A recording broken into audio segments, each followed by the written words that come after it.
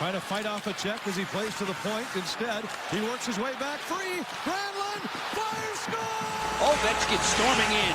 Alexander Ovechkin curl and drag to the back end. He scores! Simply sensational! I thought he did it all the other night.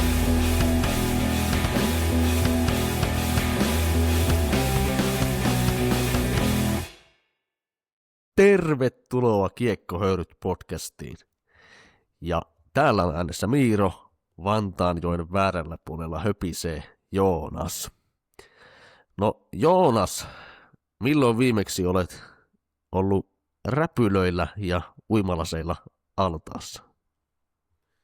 En ole kyllä hetkeä. Mä sanoisin, että joskus ennen jopa kouluikää oltiin aikoinaan Kreikassa, missä opi uimaan, niin todennäköisesti siellä, mutta mä väitän, että tätä McKinnonia paremmin uin jo 4-vuotiaana, mutta että jos tarvii räpylöitä uimaltaassa, niin mä en kyllä lähtisi hirveästi sillä kehuskelemaan, mutta oli tosiaan aika makea video, mikä äijä linkkas McKinnon painaa niinku sukellusvetoja uima-altaassa. En tiedä, oliko St. Paulissa hotelli uima-altaalla, mutta aika kova.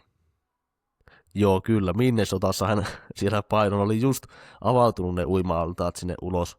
Siellähän on kumminkin aika kylmä ja semmoinen talvinen keli pitkään kumminkin Minnesotassa. Niin. Nyt oli päässyt sitten sinne ulos uimaan. Ja se minun nauratti, että joku oikein creepy kaveri oli siellä jostain ylhäältä hotellihuoneesta kuvannut ja nauranut samaan aikaan sitten siihen. Oli kyllä hyvä. Joo, eikö se taitaa Minnesotassa olla aika samanlainen sää kuin Suomessa, tai niin kuin menee aika samaan tahtiin. Joo, aika sama sykli on kyllä. Kyllä, yhtä pohjoisessa. Kyllä. Mitäs Miiro, mitä äijä, mitä kuuluu? Miten menee? No ei tässä ihmeempää. Vähän on flunssaa päällä ollut niin kuin 4-5 päivää tässä nyt. Ja kyllä. Koitetaan ääni on selvitä. tukossa kuin vaildi viime yön peli. Vähän niin kuin vailtiin ylivoima. Joo, niin, kyllä. Näin se on. Kerta kyllä kaikkiaan. Mutta mä suhtaudun yhtä optimistisesti, mitä Connor McDavid oma joukkueessa tällä hetkellä. Ja niin. Huomasitko McDavidin kommentit? Hän sanoo, että heidän joukkueensa on mennyt huonompaan suuntaan koko ajan tässä nyt viimeisen vuoden aikana. Niin Joonas, onko nyt se tilanne, että Connor McDavid ei pelaa tuota 2 vuoden sopimusta loppuun Edmontonissa? No siis, sanotaan, että ei enempää kyllä pelaa kuin sen 2 vuotta. Että se on ihan selvä. Mun täytyy sanoa, että mä sytyin kyllä. Että sehän lähti siitä, kun Draisaitl sanoi sen. Se pressi oli ennen Connor McDavidia, ja se Connor McDavidin pressi alkoi sillä, kun ensimmäinen kysymys, niin toimittaja kysyy, että ootko samaa mieltä kuin Draisaitl, että tämä organisaatio on mennyt taaksepäin tässä viimeisen muutaman vuoden aikana. Niin, että se lähti niinku aika hyvällä poljana liikkeelle, mutta mä kyllä sytyn silleen, että varsinkin Draisaitl on kyllä semmoinen, että se ei niinku jotenkin, se ei kyllä sanoja säästele noissa presseissä ikinä. Sehän tuhahtelee ja heittää vähän semmosia, jos on turhautunut, niin se ei kyllä sanoi säästele toimittajille, ja se on varmaan aika vaikea toimittajille, varsinkin niin kuin huonojen jaksojen aikana saada niin kuin mitään fiksuja vastauksia. Toki siitä tulee kyllä fiksuikin juttuja, kun peli kulkee, niin se vaikuttaa semmoiselta pohdiskelevalta kaverilta kuitenkin, että se kyllä oikeasti miettii, ja mun mielestä mä tykkään kyllä noista että presseissä annetaan vähän muitakin kuin sitä perus I mean I do, ja näistä perusjargoneita, niin tykkään kyllä. Mutta siis kyllähän Edmonton, niin onhan se selvä homma. Siis taaksepäin. Jos miettii 2 vuotta sitten joukkuetta, niin mun mielestä tänä vuonna on ollut nyt niin kuin selvästi paskin joukkue, mitä tässä nyt on ollut 2 vuoteen. Se on ihan selvä. No kyllä, siis just näin. Ja mä veikkaan itse, että kyllä se McDavid sieltä lähtee. Niin. Ja miksei jopa kesällä, mutta siis viimeistään todennäköisesti tuossa, siis 1,5 vuoden päästä siirtotakarajalla, niin silloin hän nyt viimeistään sieltä poistuu. Niin. Tämä jotenkin on semmoinen olo. Ja mä en tiedä, miksi Edmonton ei voisi tehdä samanlaista siirtoa, mitä kuin Hughes ja Vancouver tavallaan teki. Niin tuossa on niin kuin hyvä mahdollisuus. Ja mielellään voisivat samaan osoitteeseenkin koittaa hieroa tätä kauppaa. Tuo kuitenkin tuo palkkakatto nousee, niin mä jotenkin kyllä uskon, että kyllä se ainakin ensi vuonna vielä on. Ja mä uskon, että Edmonton yrittää nyt saada jotain fiksua ei siellä ole.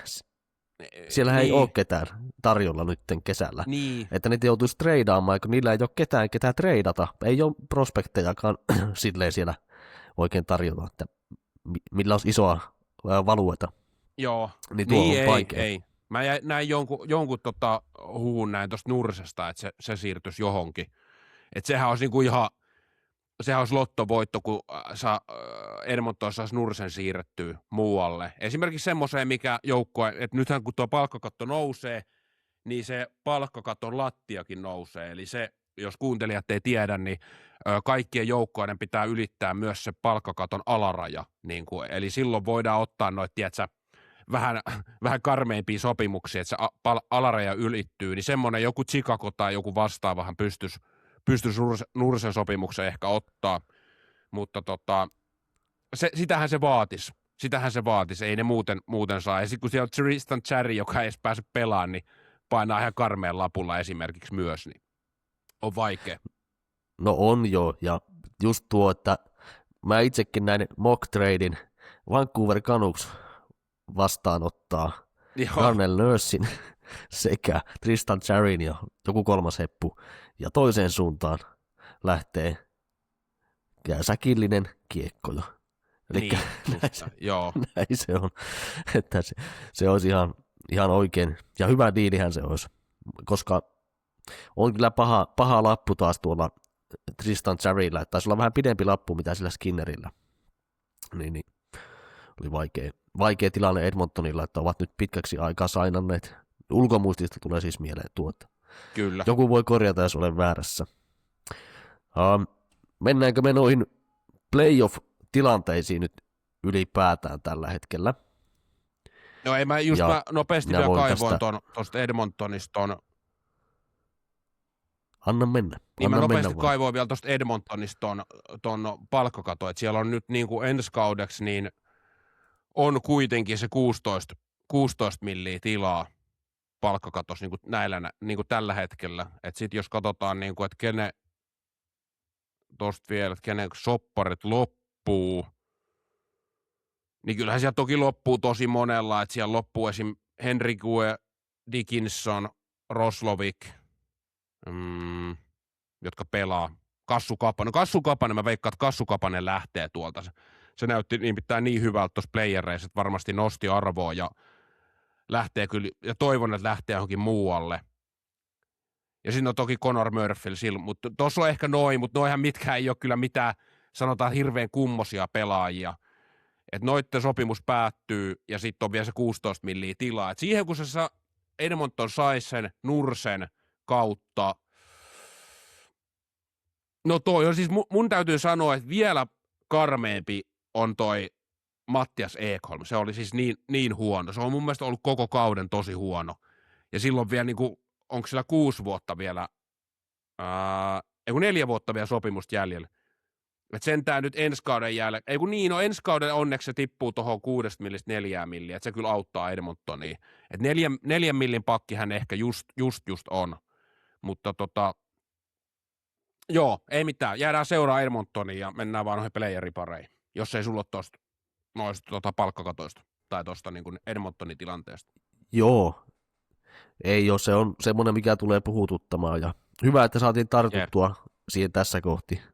Ja niin. Paitsi käydään sitten varmasti, niin, paitsi hei, otetaan mulla on muistan viimeksi puhuttiin näistä meikäläisen lippiksistä, niin otetaan tää läpi tässä. Mennä. Eli viime jaksoa, jos ei ole kuunnellut, niin otettiin semmoinen idea, että mulla on näitä Capsien lätsiä kertynyt tonne komeroon aika iso määrä, niin viime jaksossa oli 1 lätsä ja nyt tulee seuraava. Tää on niinku sanotaan, että tämä on kulunutta mallia. Tämä on, jos mä en väärin muista, niin tämä nyt on ainakin, olisikohan tämä 7 vuotta vanha, muistaakseni. Mun mielestä tämä on, kyllä 7 vuotta. Eli tämä on tämä on aikoinaan hankittu, siis muutama jakso sitten puhuin siitä, kun oltiin menossa sinne Nykiin, ja jäi se Islanders-peli väliin, eli oltaisiin mahdollisesti menty kattoo tokalta kierrokselta Islanders Carolina Hurricanes Game 5, mutta sitten kävi niin, että Carolina voitti sen sarjan 4-0, niin kuin Carolina on tänäkin keväänä noita sarjoja napsinut 4-0, niin se jäi väliin, mutta New Yorkissa on siis, jos kuuntelijat on ikin käynyt tai on menossa, niin ehdottomasti suosittelen sitä NHL-kauppaa. Se on niin kuin tosi iso, siellähän pystyy, niin kuin, on ymmärtänyt, että siihen pystyy tekemään oman pelipaidankin silleen, että sä pystyt semmoisella koneella näpyttelemään siihen, minkä tekstin haluut ja sitten pelipaidan ja tietenkin sitten mikä joukkue. Mutta siellä on kyllä kaikki parhaat pelipaidat aina tarjolla, että saa suoraan mukaankin. Mutta sieltä tosiaan on tää lätsä ja tässä on niinku jo aika hyvin on kulumaa. En näytä tuohon kameraan, koska ei kuitenkaan näy. Niin on välillä reenilätsän käyttänyt ja näin, mutta tää on niinku yksi mun lätsistä. Ja kuuntelijoille semmonen, otan vielä loppuun, että jos haluaa arvata joku, montako mulla näitä lätsiä tässä on, katsotaan kerätäänkö käymään tämän kevään jaksot läpi ennen kuin kaikki lätsät on käyty, niin mä pyrin nyt muistaa ottaa aina yhden lätsän uuden aina per jakso tässä, kun äänitellään. Niin. Mutta joo, jos ei Mirrolla mitään tästä hienosta tapistuksesta kysyttävää, niin Se on kyllä mainio. No. Niitä taisi siellä useampi olla, mutta jätetään se tosiaan semmoiseksi arvotukseksi, että montako Joonakselta löytyy näitä lätsiä. Yes.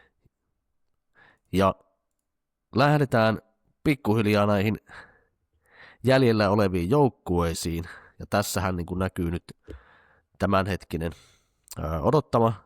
Tämä taitaa olla päivitetty, koska Colorado just voitti tuon Minnesotan, ja heillä oli melkein 91% tämmöinen sauma mennä tuonne seuraavalle kierrokselle. Ja no, nopeasti kun tätä katsoo, niin 2 selkeää ennakkosuosikkia täällä on, eli Carolina Hurricanes ja Colorado Avalanche. Näin Instagramissa jonkun kommentin jo, oliko ekan kierroksen jälkeen, että voimmeko vain skipata Carolina vastaan Colorado finaaliin. Se oli mun mielestä, tai pikakelata. Se oli hauska kommentti, ja tämähän on mennyt kumminkin vähän sillä lailla. Ja voidaan lähteä siitä, no ota nyt kiinni vielä, että jos tästä kaaviosta tulee mieleen jonkun joukkueen. Joo. Nappaa Miro toi nuoli siitä alas vielä. Se just, hyvä. Joo. Niin ei tuu rikosrekisteriin merkintää. Mutta joo, siis kyllä se on ihan selvä homma, että toi on, siis onhan toi aika selkeä miten taidettiin pari viikkoa sitten, kun tuli viime jakso, silloin oli ykköskierros vielä käynnissä, niin kyllähän taas molemmat sanoo, että toi on niin kuin ehkä se kaikista selkein nyt pari, mikä voi olla finaalissa. Mä toki toivon, ja varmaan säkin toivot, että se ei tule tapahtuu. No joo, Carolinahan tuosta meni, ja Colorado kyllä näyttää nyt aika varmalta, että toi viimeinen peli nyt sitten aika tärkeä oli heille, aika karvapersemäinen esitys oli kyllä Coloradolta. Vegas on kans tuolla aika isoilla prosenteilla, ja siis yllättävän isoilla myös Montreal. Et ehkä Montrealin sanotaan, että noin kapille en antaisi kyllä 10%, mutta ehkä se nyt toi viime pelin voitto, niin sitten nosti noita prosentteja, mutta kyllä toi Vegas on niinku, jotenkin tuntuu, että jos Vegas tosta menee, ja sanotaan, että jos se voittaisi niinku Coloradonkin, niin kyllä mä niinku kyllä Vegasin ennen Carolinaa esimerkiksi kyllä lasken kuitenkin, että sit niinku se Vegas on niin rutinoitunut ja kokenut, että niille kyllä lyödään niin tosi isoja prosentteja niin kuin edelleen, vaikka sarja on 2-2. Ja silloin viime jaksossakin, kun katsottiin, niin olikohan se niin, että Vegas oli jopa niin kuin häviö 2-1 Utahille, ja ne prosentit ei ollut päivittynyt tuohon moneypackiin, niin silti Vegasilla oli paljon isompi prosentti, ja tosi iso prosentti vielä voittaa koko kannu, niin toi on kyllä, tuosta kyllä näkee tonne, että miten kokenut joukkoa niin kuin jotenkin noista prosenteista ja ennakoista. No kyllä, että on siinä on kyllä yksi inhottava joukkue, ja niin kuin mä sulle sanoin, niin Vegas on semmoinen, että niillä pitää ottaa ne ilmat pois. Se pitää niin saman tien, niille ei saa antaa yhtään sitä siimaa, että jos sä jätät ne silleen, että niillä on vaikka, että ne on maalin tappioasemalla siinä muutama minuutti ennen loppua, niin kyllä ne vaan itsensä kairaa. Silloin kun ne on veitsikurkulla, ne aina itsensä kairaa sieltä tasoihin. Kairaa. Se on silleen masentava. Mutta otetaan tuo Carolina Filasarja siitä tarkasteluun, ja sehän meni ihan puhtaana sweepinä. Oliko tämä yllätys? Vai kävikö tuossa just samalla lailla kuin siinä Carolina Ottava-sarjassa? Et sanoit, että Ottava olisi voinut pärjätä, jos olisi ihan kukaan muu vaan tullut vastaan tuolla idässä. Niin oliko sama juttu nyt? Oli. Siis ei ollut missään nimessä. Kyllä mä Ottava sanoin, että se olisi niinku, no Ottavallahan oli vähän se huono puoli, että niillä oli niin paljon niitä loukkaantumisia. Niillä oli pahimmillaan siinä loppukaudessa, niin 5-6 niin kuin pelaavasta pakista oli loukkaantunut, ja niitä oli vielä sitten, esimerkiksi Thomas Chabothan oli pelannut, oliko sillä tehty joku ranneleikkaus, mikä sillä oli tehty, niin sehän ei ollut siis kunnolla luutunut ees, niin se oli pelannut silti sen sarjan.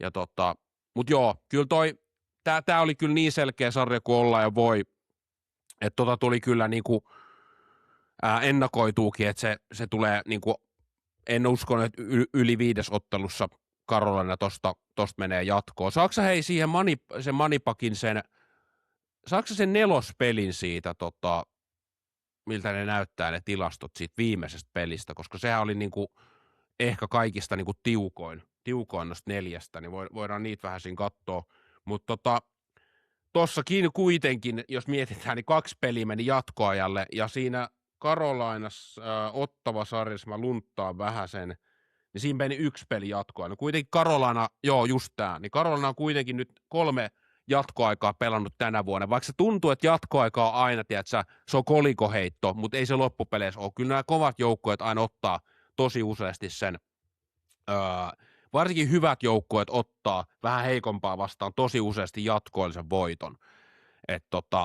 Tässäkin sarjassa kuitenkin se ratkesi siihen jatkoaikaan. Se 4. voitto. Ja tässäkin näkee, että jatkoajalle mennyt, mutta ansaintalogiikan mukaan niin Carolina olisi voittanut kuitenkin 67%. Tämä on aika niin kuin ylimarssia anyway. Ja sitten kun katsoo laukaisukarttaa tuossa, niin jos sä oot ihan pikkasen alaspäin sitä, niin toskin näkee, että kyllä Carolina räiskii kiekkoa. Mun mielestä nuo laukaisukartat on aika hyvin. Mä laitoin sulle eilen siitä Vegas Anaheim laukaisukarttaa, niin Vegasilla oli hirveät pallot siinä maali edessä, ja sitten käytännössä noita pikkupalloja ihan siellä sun täällä. Tuossa on niinku Carolinan varmaan niinku melkein puolet enemmän vetoja kuin Filalla, vaikka Filakin niinku joutuu paljon ampumaan tuolta sektorin ulkopuolelta, koska Carolina niin hyvin puolustaa. Mutta toi on ihan siis käsittämätön toi määrä, noiden laukausten määrä tossa. Et siellä on niinku kuitenkin on isoa palloa maaliin, ja ne on päässyt hyville sektoreille, ja on kyllä Filakin päässyt, mutta sitten tuolta niinku ulkopuolelta on niinku tosi paljon enemmän, niinku vähemmän laukauksia, mitä Carolina. Tämä on niinku Carolina niinku vahvuus ollut aina. Mutta sitten ehkä nyt, mitä on tullut mun mielestä näkynyt enemmän Carolina tänä vuonna, niin on se, että nyt ne myös tekee aika tehokkaasti niitä maaleja. Että se ei perustu pelkkään räiskintään. Toki nähdään sitten konferenssifinaalissa, että mitä sitten sanoo, että kun tulee sitten Montreal tai Buffalo, niin onko vielä yhtä ylimarssia. Mutta joo, en mä tiedä, tämä oli tosi selkeä sarja mun mielestä, että tämä on niinku ollut semmoista 60-70% ansaintalogiikkaa ollut tämä joka peli kyllä. Että tämä oli niinku jopa aika tietyltä osin välillä jopa aika tasainenkin, mutta silti aika prosenttien mukaan, niin voitto tuli kyllä selkeästi. No joo, siis olihan tuo, siis eihän, kun niitä pelejä katso, niin eihän Fila saanut niinku tyylin kiekkoa haltuun. Carolina koko ajan painoi sen hirveän prässin päälle, kun ne meni sinne hyökkäysalueelle, ja sitten ne tavallaan Carolina sille niinku puolusti vähän niinku ylöspäin koko ajan. Joo. Se oli aivan niinku hätää kärsimässä Filaa, ja oliko Ristolainen tyyliin pudotuspelien ihan niinku parhaita pistemiehiä koko Filan joukkueesta, että se kertoo, Ei pitäisi olla mahdollista. kertoo niinku tilanteesta, että oli tuo niinku, siis se oli naurettavaa, mä oikein ihmettelin, kun siinä huomasin, että jotenkin se pelin nopeus oli ihan aivan niinku eri tasolla. Joo. Ja mulla oli just se paha tunne siitä, kun toi lähti tuo sarja liikkeelle, että tää on väärä, tää niinku match-up on väärä Filalle, että jos olisi toisella tavalla pelaava joukkue, niin ne pystyisi haastamaan, mutta tää ei niinku yhtään istunut kyllä heidän pelityylille. Ei. Mutta ei ole mulla lisättävää tuohon sarjaan. No joo, siis just kun katsoin vielä noita pisteet, niin Ristolainen siis, no Tsegras itse asiassa meni 1 pisteelle sit ohi, eli 6 pisteessä oli tai voitti ton Filan sisäisen pistepörssin tältä keväältä, mutta ehkä toi niinku iso juttuhan on ollut se Carolina kakkoskenttä, Taylor Hall painaa tuolla 12 pisteellä melkein niinku, ja tällä hetkellä onko se 6. pinnapörssissä, niin playereissa 12 pinnaa, niin se on aika kova. Mutta ehkä vielä sitäkin isompi juttu, niin mulle siis Aho, siis sitä ei näy kentällä. Mä en tiedä mikä silloin on. Onko se loukkaantunut vai onko siellä niinku jotain siellä on pakko olla, koska sitä ei niinku, se ei lauo yhtään. Se on tehnyt 3 maalia tänä keväänä, ja 2 tuli muistaakseni silloin tyhjiin siinä, olikohan vikassa pelissä vai 3. pelissä. Siinä kun sanoitkin silloin podissa, että oli hienoin tyhjä maali, mitä olet ikin nähnyt, mitä Aho teki. Niin ei siis näy, ei yhtään. 1 syötön sai tuohon 4 peliin Filasarjaa. Ja 3 maalia teki siihen ekaan sarjaan, mistä 2 tyhjiin. Niin, eli 2 pistettä on 8 peliä saanut Aho. No tuo on ollut tosi kummallista, ja jotenkin tulee vaan mieleen tuo viime kevään Barkovi, että eihän Barkovkaan näkynyt varsinaisesti niin kovin paljon, vaan ne oli ne muut ketjut, ketä siellä niin nousi esiin koko ajan. Ja No sitten Florida otti sen kannun, niin mulla on vähän siis semmoinen, että Aho, siis sehän viime vuonnakin paino playerissa paljon niin maaleja, ja oli niin hyvä, niin mutta sitten huomasi, että se ei riitä, kun se Florida tuli ja pyyki heidän lattia siinä kohti. Niin nyt hän niin keskittyy vaan siihen, että hän tekee ne perusasiat kunnolla siellä pelissä, ja en tiedä, onko hänellä joku vamma, voi olla mahdollista, että jotain siellä on, mutta kyllä niin kuin, jotenkin mä odottaisin, että pakko Ahon on päästä irti jossain vaiheessa kevättä. Joo. Miksi ei ole seuraavissa sarjoissa, kun siellä tulee nyt se tosiaan Buffalo tai Montreal vastaan, niin sehän mä luulisin, että se sopii niin kuin Ahon pelityylillekin aika kivasti, tommonen match-up, niin siinä voisi räjähtää ne pisteet sitten. Joo, varsinkin ehkä Montrealin peli on se, Montreal olisi semmoinen vastus, että se perustuu kuitenkin aika paljon siihen, niillä on niin tosi hyvä se YV, ja sitten perustuu niihin niin kuin tähtipelaajiin jotenkin, että se voisi sopia Aholle, mutta kyllä niin kuin, en tiedä, kuuntelijat voi jos on joku on tosi paljon seurannut tässä playereissa Carolinaa tai loppukaudesta Carolinaa, mä nimittäin runkosarjassa Carolinaa ei tule kyllä seurattua, ei sit tippaakaan. Ne pelit, mitä Capsei vastaan pelaa, niin joo, tai joskus ihan satunnaisia primetimea, mutta jos joku on seurannut enemmän Ahoa, niin voi tulla kertoa, että itselle se vaan niin kuin mä oon muutama peli, mitä on kattonut, ja kun katsoo noita koosteet lähinnä noista sarjoista, tai tosta sarjasta, niin siis se ei vaan näy siellä koosteella, ja se ei lauo kiekkoa. Että kyllä siinä on pakko olla joku, ja siis Barkovin ero vielä sanon sen viimeisenä, niin Barkov kuitenkin, jos miettii sitä ylivoimaa, niin okei, Barkov ei aina ole pisteellä, mutta Barkov on kuitenkin aina siinä, jos ykkös-YV tekee maalin, niin se on kuitenkin siellä kentällä, mutta nythän ykkös-YV Carolinalla, niin se ei edes aina aloita sitä ylivoimaa. vaan se nimenomaan se Stankoven, Hall, Blake, YV, missä on sitten Ehlers on 4. hyökkääjä, ja onko siinä nyt sitten ollut onko se Millerikko siinä on sitten, Henry Miller on ollut viivalla, vai onko siinä ollut Nikissi? No se Nikissi oli hetken pois, kun se sai sen tällin siinä ottava pelissä, mutta kuitenkin, niin tämä YV on jopa aloittanut nyt melkein enemmän noissa peleissä, koska se ykkös-YV ei saa mitään aikaa, ei siis yhtään mitään. Niin mutta joo, jäädään seuraa, ja jos kuuntelee joku tietää, niin saa tulla kertoa, ja otetaan ehdottomasti kyllä Aho niin kuin kovempaa watchiin sitten tuossa konferenssifinaalissa, että pitää niin kuin ehdottomasti suomalaisen parempaa pystyä. Aho on kuitenkin ykkössentteri, jos sä teet 8 peliä 1+1 ykkössentterillä, niin kun, jos ei laske niitä 2 tyhjää maalia, niin se on ihan liian vähän. Se on selvä homma. On joo, ja ei se koko ketju, siis heitä odotetaan enempi, Jarvis ja sitten toi Svechnikov, eikö he pelaa sillä niin kuin pääasiassa.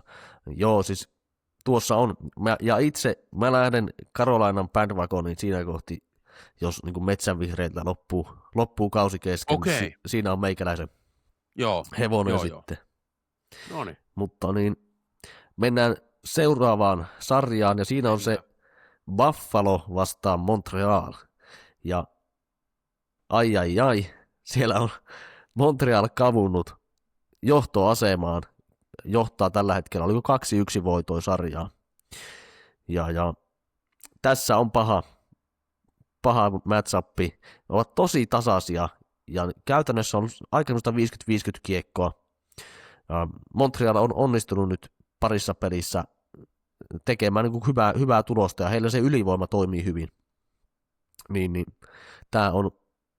tämä on semmoinen kyllä mielenkiintoinen sarja seurata. Mä itse näen Buffalon potentiaalin parempana niin kuin joukkueena, mutta Montreal on nyt johdossa.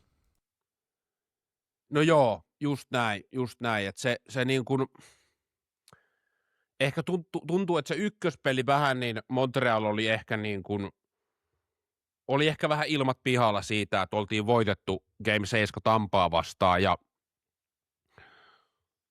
Santuis huutaa kopis, I'm not fucking leaving! Niin niin kuin Wolf of Wall Streetillä aikoinaan DiCaprio huutaa. On muuten yksi maailman parhaista leffoista, mitä ainakaan itse koskaan nähnyt. Niin, siinä oli sitten vähän Game 1, kyllä oli Buffalo vastaan, niin pikkasen ilmat pihalla, mutta sen jälkeen on ollut tosi hyvä. Ja toi 3. peli, niin ihan taas käsittämätön se Montrealin kotiyleisö ja pauhaa ja huutaa dopesiin. 21 000 ihmistä huutaa dopesiin. Ihan niin kuin tuntuu, että se ääni tulee korvista läpi, kun katsoo vaan telkkarin välityksellä. Että se on niin kuin ollut ihan käsittämätön. Ja no joo, sitä mitä on tuossa itse on niin kuin kyllä katsoo erittäin mielenkiinnolla ja mikä näyttää hyvältä, niin kyllä voi pyhä sylvi se Montrealin ykkösylivoima. Ei terve se. Siis mä oon jo ristinyt sen niin kuin NHL parhaaksi ylivoimaksi. Ja kuuntelijat voi laittaa korvan taakse, että ensi kaudella, niin jos jotkut pelaa fantasy-peliä, niin tämä Montrealin ykkösylivoimalta, niin kannattaa aika monta heppua ottaa omaan joukkueeseen. Siis tulee tekemään ihan hirveitä tuhoit ensi vuonna, kun pääsee vielä, nämä kaikki pelaajat on kuitenkin vielä nuoria, Suzuki alkaa olla prime-iässä, mutta kaikki muut nämä 4 pelaajaa on vasta niin kuin kaukana prime-iästä, nämä kehittyy koko ajan, niin tämä on niin hyvä tämä niiden ykkösylivoima, että siinä on niin kuin valovuosero on näissä ylivoimissa Buffalo ja Montrealin välillä, että Buffalo pelaa tosi paskaa ylivoimaa, ja se varsinkin kakkospeli ylivoima, niin mä oikein nauratti, kun sitä kakkospeliä katto, niin Alex Tuch ja Tage Thompson liikuttaa aivan niin kuin, tiedätkö, verkkaisesti vasemmallista kiekkoa, kiekottelee vuorotelle, se on tosi hitaita syöttöä ja semmoista verkkasta liikettä, ja tiedätkö mihin se tilanne päättyy, kun ne kiekottelee? Se päättyy siihen, kun Thompson laukoo melkein 0 kulmasta 5 metriä yli kiekko sinne muikkuverkkoihin. Niin mä olisin, että ei tämä voi olla todellista. No sitten mä huusin, että nyt se Jack Benson kakkospelin jälkeen, Jack Benson lyökää nyt saakeli sinne ykkösylivoimalle. Se onneksi tuli siihen ykkösylivoimalle, se vaihtui sitten niin, että Thompson ja Dali vaan jäi siihen, ja Benson, Jack Quinn ja Josh Dowan tuli sitten siihen ykkösyvelle. Se toimi tosi hyvin. Se Josh Dowankin on todella hyvä. Tykkään siitä tosi paljon. Se tuo semmoista niinku, se ei haudosta kiekkoa, että se Takki ja Thompsoni ei missään nimessä mun mielestä sovi siihen yhdessä siihen ykkösylivoimalle, koska ne on vähän samantyylisiä, ja Thompson on kuitenkin sit niin paljon parempi vielä tekee maaleja, niin ehdottomasti Takki siitä pois, onneksi lähtikin, ja Dalin sai nyt onneksen Niilsen, tai Buffalon onneksen yhden ylivoimamaalin, että jospa se vähän sitä vapauttaisi sitä ylivoimaa, ja joo, en mä tiedä, no ylivoimassa on hirveä ero, mutta kyllä mä sitten uskon, että nythän paineet siirtyy taas Montrealille, koska ne on nyt johos sarjaa, kotipeli, nelospeli. Tiedätkö, mä väitän nyt, että nyt se vähän, tiedätkö, se paine tulee liian isoksi, Buffalo tasoittaa ton sarjan nyt ensi pelissä. Mulla on semmoinen tunne. No se olisi kiva, koska tuo on semmoinen sarja, mitä on kyllä mukava katsoa joka kerta. Oh. Että siinä on paljon, ja siis kyllä mä niinku ihmettelin, siis eikö Jason Zucker pelannut siinä ykkösyyveellä? Joo, pelas. Ihan uskomaton juttu, että siis kun siellä mieti kaikkia Josh Dowan ja Benson ja tämmöisiä pelaa joukkueessa, ja sitten sä laitat oikeasti Wildin vanhan Zuckerin. Niin. Ei ja niinku... ja Josh Norris, se on muuten jännä. Kaveri ei mitä ole on näkynyt. Tapahtunut? Niin, en tiedä. Vaikkakin, siis Josh Norriksin ja Josh Dowanin ja tämä Bensonin kenttä, nehän on siis, ainakin Manipakin mukaan, niin ne on itse asiassa yksi parhaita kenttiä, jopa paras kenttä ollut tänä vuonna, niin kuin maali odottama jakauman suhteen. Pelaa siis melkein 70% kiekkoa. Mä voin itse asiassa tosta kyllä kaivaakin vielä kohta, mutta se on ollut todella hyvä kenttä, mutta sitten jotenkin se Josh Norris, niin muuten niin sitä kaveria ei oikein niin kuin, tuntuu, että ei ole tehnyt paljon pinnoja, ei ole päässyt siinä YVL niin tekemään mitään, kun katsoo sitä ylivoimaa, niin se ei niin kuin yhtään, se ei ole mikään ykkösYV-äijä niin kuin ainakaan näytä siltä. Niin on tosi mielenkiintoinen. Mutta sitten taas se Buffalon ykköskenttä, se Krebs, Tuck ja Thompson, niin se on tosi hyvä 5-5 vastaan. Siitä mä niin kuin tykkään. Se Krebsi sopii pikku vipeltään, sopii siihen tosi hyvin. Mutta kyllä tuossa on niinku, tuossa on paljon eri juttuja, ja tietenkin sitten Lindy Ruff sanoi, että Alex Lyon olisi nyt se jätkä, kenelle mennään. Mä ehdottomasti uskon kyllä, että nyt se Luukkonen tulee tuohon nelospeliin, koska Lyon pelasi nyt pari peliä tuossa vähän. Sanotaan, että ei heikosti, mutta kuitenkin, että jos menee se 5 maalia omiin, niin yleensä se vaihto tulee. Ja Luukkonenkin pelasi sen yhden paskan pelin ja heti Lyon vaihettiin, niin mä uskon, että nyt tulee se vaihos. Ja Luukkosen pitää nyt painaa sitten kauden paras peli tuohon Bell Centerissä nelospeliin. Et näin se vaan menee, mutta niin se pitääkin mennä, kun pelataan noita kovia pelejä. Kyllä, ehdottomasti. Se on kyllä kummallista, että on saanut nuo parikin peliä tuossa mun ja periaatteessa alta pois. Että se siinä jäi mieleen, kun viimeisintä peliä katsoi, että se maalivahti, siinä on niin iso ero, kun sen Dopes ottaa niin kuin aivan niin kuin häikäiseviä torjuntoja tällä hetkellä. Kyllä. Niin kyllä siinä on aivan valtava ero, ja se pitäisi saada tasoitettua. Niin kyllä se Luukkonen maaliin ja Buffalo sitä kautta nousuun. Ja mä vielä luotan, että 7 Buffalo tämän itselleen kääntää. Uskot? Joo, okei. No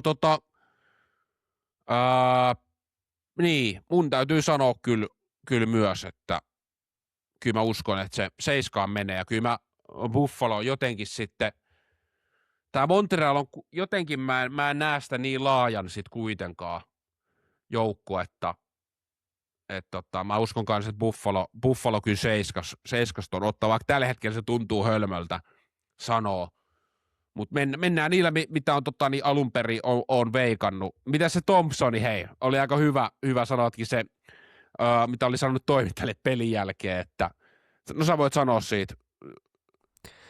Niin, siis oli kysytty, että Tage, pelaatko sinä tällä hetkellä loukkaantuneena? Niin hän oli vastannut, että se ei ole millään lailla sinun asia. Niin. Mutta kenen asia? Se on nimenomaan toimittajien asia niin kuin kysyä tuommoista. Ja sinun tehtävä on vastata, että hei, we all play through something this time year.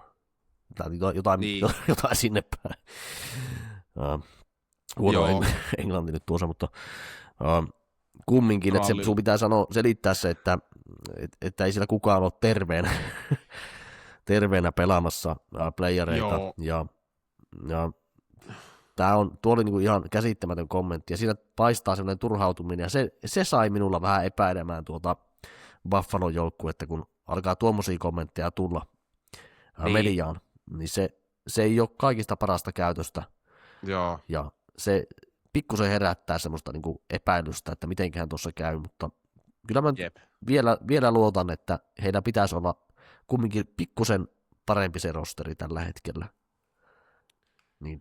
Sillä 5-5 pitäisi mennä tuosta jatkoon, ja kyllä siellä Jack Benson on ollut aivan härkä. Se on ollut ihan sairaan hyvä, joo. Se on kyllä. Mä voisin kuvitella, että hän tuon kääntää vielä tuon sarjan, että kunhan se ei se oma pää enää vuoda. Mutta tää on kyllä jännä sarja.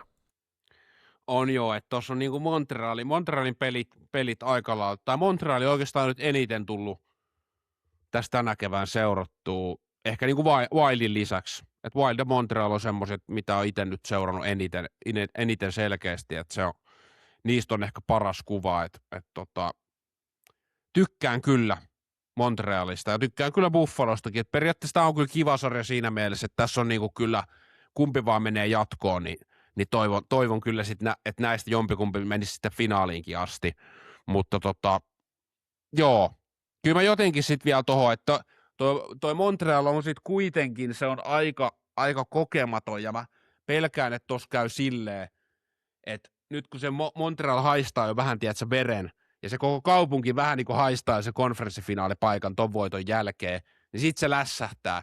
Että miten kävi vähän siinä Tampasarjassakin, että niillä oli paikka pistää kotona se poikki kutospelissä, niin silti ne hävisi sitten sen 0-1 sit sen pelin, ja meni 7-peliin, ja se oli kyllä taisteluvoitto, se Dopes paino kyllä karmeen esityksen siihen, ja siinähän pelissä tuli vähiten laukauksia, mitä koskaan otettu joukkue, joka on voittanut ottelun, niin vähiten laukonut, eli 9 kertaa Montreal laukas, ihan niin kuin käsittämätön suoritus oli siinä, mutta joo, kyllä mäkin jotenkin kokonaisuuden tuon Buffalon näen vahvempaa, ja sitten kun katsoo tuota puolustusta, niin onhan tuo Buffalon puolustus mun mielestä niin kuin valovuoden edellä Montrealiin, vaikka siellä on siis totta kai Montrealin Lane Hudson, että sellaistahan tuo Buffalos ei ole, mutta se on jotenkin se laajuus, että siellä on niinku 3-4 niinku ihan huippupakkia mun mittareilla on Buffalossa, niin jotenkin sillä eroa mä uskon, että semmoinen konemainen, dieselmäinen puksuttaminen, mä uskon, että sillä toi Buffalo sitten kuitenkin ton ottaa, mutta mielenkiintoinen sarja on ehdottomasti, ja tykkään molemmista joukkueista, mutta Buffalo in 7 on mullakin kyllä. Noniin, mahtavaa. Varmaan ei noihin ole niin sen enempää, noihin idän sarjoihin. Joo, tässä ei, mennään vaan lähdetään vähän rullaa eteenpäin, ja käydään pikkumutka tuosta Dallas-Minnesota-sarjasta. Noniin. Ja mitkä oli Joonaksen avainhuomiot, että miksi Minnesota voitti Dallasin tuossa kyseisessä sarjassa ja meni siitä jatkoon? Niin, no siis totta kai kaikki huusi sitä 5-5 peliä, että se niin kuin tietenkin oli se. Oli Wildilla tietenkin paljon parempaa. No sitten tuli tuossa, sen sarjan jälkeen tuli, että Rantarsella olisi toi sisäsidepolvesta ollut kuitenkin poikki, vai olikohan se revennyt, ei se varmaan poikki ollut, mutta eli MCL, niin kyllähän se näkyy Rantasesta. Se oli mennyt tosiaan siellä olympialaisessa jo siinä Kanada-pelissä, välieräpelissä, mutta se mua niinku ihmetyttää tuossa, että miksi Rantanen tuli takas. Tuliko se yli viikkoa, melkein 2 viikkoa ennen kuin kausi loppui, tai runkosarja loppui, niin se tuli takas. Sitä mä niinku ihmettelin tuossa, toi oli tosi outo, ja sitten niinku sitäkin mä ihmettelin, että Rantanen, okei, ihan täytyy hattuun nostaa, Rantanen ei pressissä itse sanonut mitään, mutta sitten Jim Nill lähti niinku luettelemaan noita loukkeja. Se oli vähän semmoinen, että miksi? Miksi pitää enää, niinku, että mitä merkitystä sillä enää on? Että niinku, se oli vähän outo, mutta joo, kyllähän toi niinku, siellä oli toki, Dallasilla oli paljon loukkeja, Ja olihan se kutospeli sitten semmoinen, että mulla oli kyllä siinä niinku ekan erän jälkeen oli vähän semmoinen olo, että Dallas siinä esimerkiksi johtikin sitä peliä, niin oli vähän semmoinen olo, että jopa, että nyt kun Dallas hoitaa jotain karvapersemmäisyydellä, mutta sitten niinku rehellisyyden nimissä, niin eihän se peli näyttänyt missään vaiheessa sitä sarjaa niinku oikeasti kovin hyvältä Dallasin osalta. Ja nyt on huomannut tässä Colorado Minnesota-sarjassa, että on tämä valovuosi edellä. Tämä valovuoden ero on näissä niinku sarjoissa nytte. Että onhan toi niin paljon kivempää siis niinku katsojan kannalta katsoa tuota peliä verrattuna se Dallasiin. Se oli kuitenkin oli niin tukkosta, kun ne ei vaan niinku, ne ei päässyt mitenkään sinne alueelle pelaamalla semmoista niinku fiksusti, että se keskikaistalta ei vaan tuu tukeen, niin sitä ei tuu tukeen, niin se oli kyllä huono. Ja sitten täytyy sanoa siitä kutospelistä vielä, niin mitä olen laittanut niin ainakin muistiinpanoihin, niin Foligno, niin paino kyllä kaiken yli siinä. Et siinä oli kyllä Wild tullut ja Foligno oli tullut sillä asenteella, että tämä otetaan väkisin kotiin tämä peli ja lähdetään Coloradoa vastaan pelaamaan.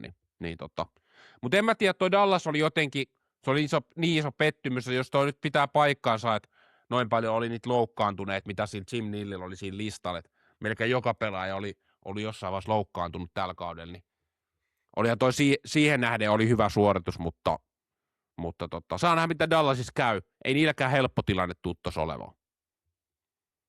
Joo, ei missään nimessä, kun siellä pitää päättää se Robertsonin sopparin kohtalo ja kaikkea muuta, niin siinä on paljon heillä mietittävää, mihin suuntaan lähtee joukkueena, mutta kyllähän he terveenä pystyy paljon parempaan suoritukseen, se on ihan totta, ja mä jopa pikkusen syytän tuota valmennusta, että siinä olisi, John Hines vei kyllä tuossa sarjassa ihan 100-0 sitä Dallasin coachia, että pelaajat teki sen, mitä pystyivät siellä kentällä, mutta että ei tullut valmennuksesta nyt riittävästi apuja Kulutsaanilta. Se oli yksi ratkaiseva juttu myös sen terveysasian lisäksi. Ja kyllähän niin kuin, jos rehellisesti niitä pelejä katsoo, niin aina kaikki niin kuin maalaa tosiaankin, että Dallas oli huono ja näin. No siis he eivät vaan tehneet maaleja 5-5. Kyllähän heille paikkoja tuli. Ihan oikeasti. Ja se oli aika tasaista peliä, mutta se oli vähän semmoista, kuten sanoit, niin ei niin viihdyttävää, mitä tämä Colorado Minnesota-sarja. Niin, semmoista niin kuin se Dallasin pelihan perustui jotenkin semmoisiin täsmäiskuihin. Että joku Rantanen petaa, tullaan alueelle ja sitten salama-iskusta Rantanen petaa paikan Wyatt Johnston, niin se näyttää hölmöltä, jos se tee, mutta se näyttää hyvältä, jos se tekee. Ja yleensä, jos se ei tee, niin se peli kääntyy heti toiseen suuntaan. Että se on semmoinen täsmäiskujoukkue, että ne ei niinku saa hallittua oikein, varsinkaan tossa sarjassa saanut hallittua. Ja totta kai kyllä se Hintzin poissaolo tuossa näkyy, että Hintz on niin hyvä siinä niinku suoraluistelussa tulla keskeltä, että sitähän Dallas tietenkin olisi kaivannut ehdottomasti, mutta en mä tiedä, mutta tuosta Dallasista voidaan sitten ottaa jossain myöhemmin keväällä, kun on nyt vähemmän noita pelejä jäljellä, niin esimerkiksi se Robertsonin tilanne, mikä on mun mielestä tosi mielenkiintoinen, niin siihen voisi ottaa sitten ajan kanssa kiinni. Mutta mennäänkö tuohon tämänhetkiseen Wild Colorado-sarjaan, niin viime yönähän siellä nyt tuli sitten 3-1 painettiin niin Colorado johtaa 3-1 sarjaa, niin mitkä on Miiron mietteet tuohon sarjaan nyt tällä hetkellä 4 pelin jälkeen?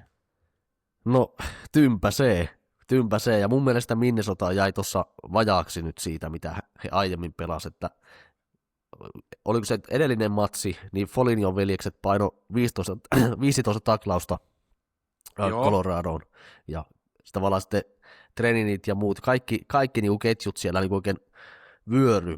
Nämä niinku isot pojat laittoi niinku Coloradon niinku ihan tonttia, ne ei halunnut enää kamppailla kiekostakaan, mieluummin luopu siitä. Ja sitten Kaprizovit ja Hughesit ja nämä tuli, ja ne otti niinku homman haltuun sen jälkeen, kun vastustaja oli pehmitetty. Ja tuolla lailla Minnesota pystyy pelaamaan, ja mun mielestä tuon pitäisi olla heille semmoinen normisuoritus ihan, että ei siinä ei ollut mitään niinku ihan ihmeellistä, vaan se oli sitä normi wildia, mitä mä oon nähnyt. Ja semmoista, niinku, kun moni joukkue pelaa sitä pohjois-eteläsuunnan kiekkoa tuolla Pohjois-Amerikassa, niin Minnesota pelaa paljon myös tätä niinku itä-länsikiekkoa. He pistää vähän riskillä passeja poikkikentään. Ja tämä Hughesihän on napsahtanut tuohon pelityyliin aika kivasti ja teki kyllä kyllä teki mainion maalin tuossa pelissä. Hänellä niin kuin löytyy, hän niin kuin on niin professori sen kiekon kanssa, kun hän tuossakin, hän hoksasi, että kuka hänellä siinä on vastassa.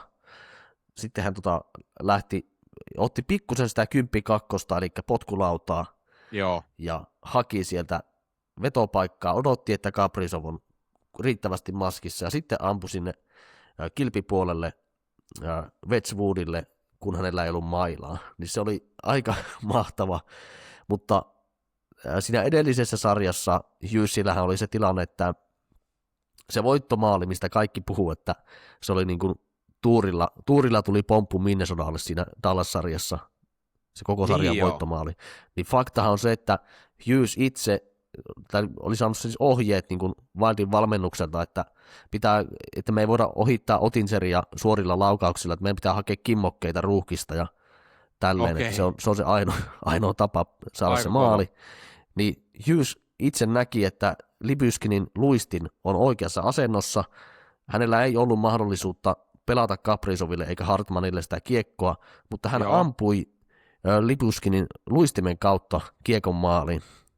Niin se on, mä en ymmärrä, miten se meni niin monelta ohi tuommoinen pelitilanne, ja kun oikeasti aiemmin on ollut se homma, että on kimmotettu maalivahdin selän kautta kiekkoja maaliin, niin nyt nämä ihan kärkiyksilöt, niin he alkaa oikeasti tarkoituksella esimerkiksi vastustajan luistimen kautta laittaa kiekkoa pönttöön, koska Joo. pitää keksiä koko ajan uusia keinoja.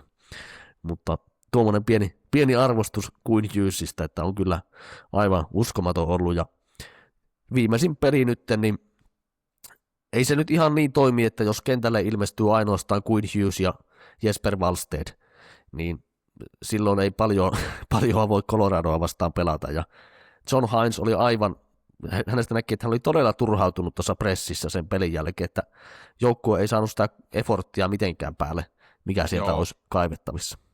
Siis mun mielestä se effortti tuli siinä, Colorado oli hyvä ykköserässä ja toka erän johonkin puoleen väliin tai 15 minuuttia, mutta se effortti, musta tuntuu, että Wild pääsi peliin siinä kolmannen erän alussa. Ja menikö se peli, eikö se peli nyt mennyt niin, että vitsi kun on pakko luntata. Muistaakseni se peli oli kuitenkin niinku 1-1 jo, kun oltiin kolmannessa. Mä lunttaan nopeasti. Mutta siinä kolmannen erän niinku alussa, niin Wild sai tosi hyvän myllyn päälle. Kyllä, joo. Eli, Wildihan se ekan maalin teki aivan. Niin kolmannen erän alussa Wild tuli tosi hyvin, painosti sitä peliä, oli niinku paikkoja tehdä maali, mutta sitten Colton painoi sen 2-1 maali. Se vähän niinku latisti tunnelmaa, mutta sitten Heatsin ihan järkyttävä hieno taas rystysyöttö, niin Nikos Turm painoi one-timerilla 2-2 tasoituksen, mutta sitten taas musta tuntuu, että sen maalin jälkeen, niin taas se peli kääntyi jotenkin Coloradolle, että se oli vähän huono se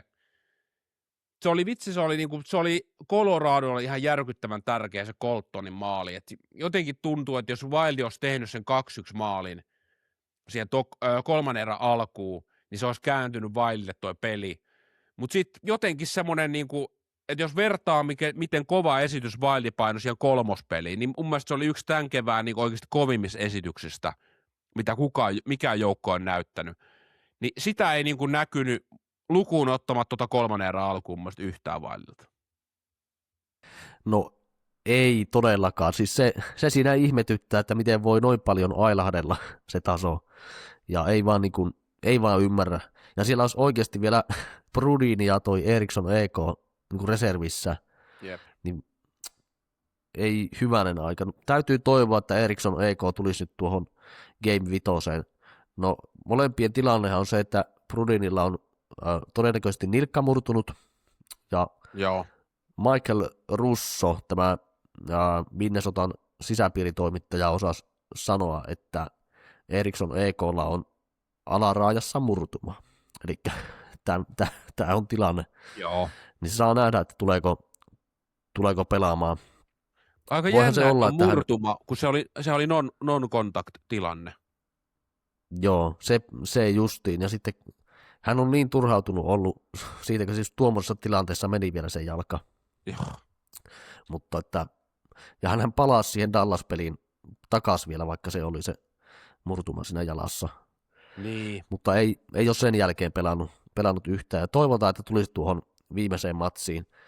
Ja kyllä se niin kuin nyt näyttää pahasti siltä, että Colorado on aika vaikea voittaa 3 kertaa putkeen.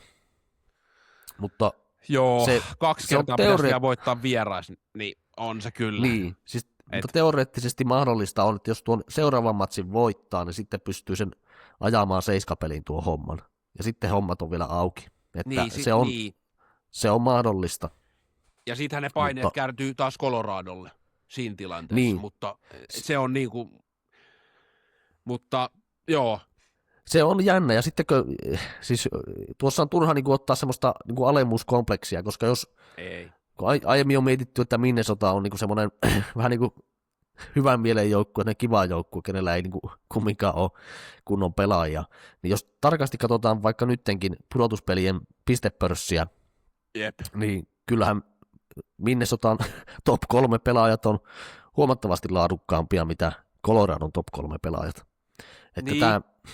Tämä on, niinku, tää on kyllä aika härskiä, jos sitä niinku noin katsoo. Kyllä, tuossa on hyvä heittää ajatusleikkiä, että otatko sä McKinnoni ennen Eriksson EK:ta? No kyllä mä nyt otan sen Eriksson EK:ta, joo. Niin, hyvä, joo, otat. No otatko sä Nekasi ennen Kaprizovia? No en missään tilanteessa. Niin, otatko sä Nekasi ennen Boldy? En. Niin, eli toi menee jo niinku periaatteessa 2-1, eli mun mielestä Wildilla on kuitenkin ton sarjan niin kuin vähintään 2- ja 3 hyökkääjät. Jos sanotaan, että McKinnon on se ykköshyökkääjä. Otatko sä Hughesin ennen Makaria? No kerran. Kyllähän tuossa on nähnyt, että ekassa pelissä teki ne pari maalia Cale Makar, mutta ihan oikeasti miten paljon hän on rytmittänyt peliä ja saanut aikaan sen jälkeen, jos sä peilaat tuohon kuin Hughesin, joka dominoi koko kaukaloa. Niin, ja otatko sä sitten vielä tähän, niin otatko sä Faberi ennen Devon Davisia? Siis kerrasta. Niin. Eli oikeasti nämä pelaajathan menee loppupeleissä Vailille. Lukuottamat McKinnoni. Okei, McKinnon, joo, se on sarjan paras pelaaja. Siitä ei varmaan tarvi debattia antaa, mutta kyllähän nämä niinku pelaajat menee Vailille. Toki sitten se on se, niinku, että ehkä me ollaan puhuttu siitä syvyydestä, niin nyt tossa pelissä ehkä sen, no en tiedä huomasko. Nyt tuli vaan, mun täytyy sanoa, että rehellisesti noi oli taas halpoja noi Coloradon maalit. Liian halpoja. Se varsinkin se Parker Kelin se voittomaali, niin se meni liian helposti. Joo, se oli tympeä. Siinä taisi olla epäonnistunut purkutilanne, olisiko ollut Middleton taas siellä. Ei kun Bogo Norris.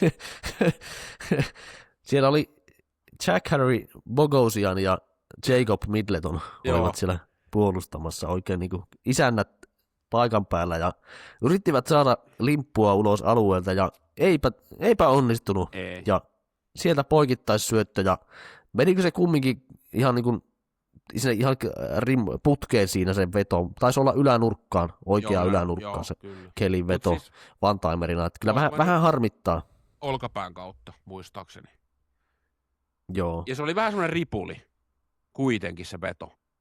No joo, mutta se on silleen, että siinä aika monta läpiajojakin oliko pari kappaletta pelin aikana, mitä Valstein otti, ja sitten aivan hirveä kasa muutenkin tuli kumminkin niin kuin laatupaikkoja ja hyviä torjuntoja. Niin siis mä en voi kyllä moittia yhtään, että jos sinne yksi maali menee, niin kyllä se vitsi se Wildin kolmospari on nyt, mä en tiedä, onko he molemmat jotenkin loukkaantuneita, kun ei näytä niin kuin itseltään. Niin Bogoja. Niin.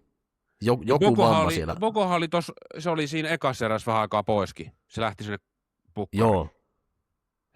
Kyllä hänhän on ollut tässä sarjassakin muistaakseni 1 pelin poissa, että kun hänellä on joku vamma siellä on, minkä kanssa hän pelaa. Että tuo on paha, mutta se on toisaalta se Hughes Faber, kun kaikki joukkueet, se on se ansa nyt Minnesotaa vastaan, että kun yleensä sä voit ottaa sen toisen pakin pois, kun sulla on 2 vähän niin kuin hyökkäävää pakkia, niin sä voit ottaa sen toisen pois, ja silloin niin kuin se peli ei enää rullaa. Jos mietitään, sä otat Cale Makarin pois, merkkaatte sen kunnolla, niin ei se Taves ole mikään, joka saisi yhtään mitään niin kuin tehtyä hyökkäyssuuntaan tällä hetkellä. Ei. Sitten taas, jos sä nyt jätät sen Faberin merkkaamatta, niin onhan se nyt, sehän on ihan katastrofi. Sehän nähtiin siinä kolmospelissä, että hän oli aivan niin kuin kurko siellä kentällä taas. Oli. Ja se on niin kuin käsittämätön, miten paljon ne pystyy tuommoinen yksi pakkipari sitten luomaan.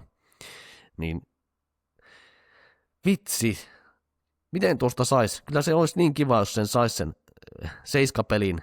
On mukava katsoa tuota sarjaa, se on todella viihdyttävä sarja. Niin edes siihen seiskapeliin, jos pääsisi, niin se olisi meikäläisen semmoinen toive nytten. Ja Wildin pitää nyt saada itseään vähän niskasta kiinni. Ja kyllä mä niin toivon, että se saataisiin se Eriksson EK sinne tuohon viimeiseen, eli tuohon 5. matsiin, mikä nyt on tulossa. Joo. Hänet sinne takaisin, ja se Jurov pitää, siis on ihan hyvä, mutta kyllä mä ottaisin hänet pois, koska ei hän niin kuin toimi siinä kakkosketjun keskellä. Hänen pitäisi pelata siinä venäläisten ketjussa, eli Treeninin ja Tarasenkon kanssa. Niin siinä olisi hyvä työnjako silloin. Niin. Ja sitten, mäkin olen ollut yllättynyt, että se on ollut ihan hyvä kuitenkin. Siinä niin. Joo, niin, siis kyllä, joo, mutta hän ei niitä aloituksia oikein saa koskaan voitettua. Se on joo. Ja sitten siellä kumminkin tarvii vähän semmoista niinku, ehkä vähän puolustavampaa, tai no, miten se nyt sanoisi. Siis mä itse olisin laittanut Michael McCarronin siihen kakkosen keskelle, koska hän voittaa ne aloitukset, ja sillä on ihan valtavasti merkitystä. Jos tuommoisen äijää heittää sinne maaliin eteen, ja myskäämään, ja sitten Boldi ja Johansson kahdestaan pyörittää, sitten se on vaikka Faber Hughes pakkiparina, niin se olisi paljon parempi kuin se, että se on se Jurov siellä. Mä en ole ymmärrä, että miksi McCarronia ei heitetä. Hän on jonkun vaihdon pelannut siinä ja on näyttänyt tosi hyvänä siinä kakkosketjussa. Niin nyt kun Eriksson EK on poissa, niin ilman muuta hänet pitäisi siihen niin kuin laittaa. Jurov siihen kolmosketjuun, ja sehän oli kaudellakin hyvä se Tarasenko, Jurov ja Treenin se ketju.